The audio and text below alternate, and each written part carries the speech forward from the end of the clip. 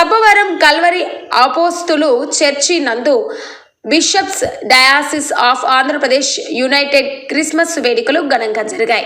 ఈ కార్యక్రమానికి ముఖ్య అతిథులుగా bishops diocese of Andhra Pradesh chairman doctor Elamachelli Praveen Kumar ముఖ్య అతిథిగా పాల్గొని దైవ సందేశాన్ని భక్తులకు చెప్పారు.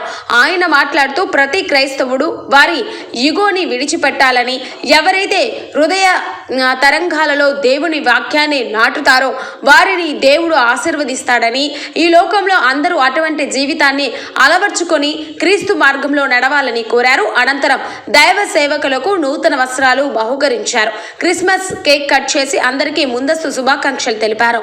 ఇక బిషప్ ఎం జాన్ పాల్ అధ్యక్షత వహించారు. ప్రధాన కార్యదర్శి reverend MA Anil Paul, bishops diocese treasurer bishop Ganji Ezra, bishop George పాప్షఫ్, reverend K Peter, reverend M Sudhi, reverend A Shyam, K Bhaskar, B Radhakrishna, జిల్లాల అనిల్, మనోహర్ తదితరులు పాల్గొన్నారు.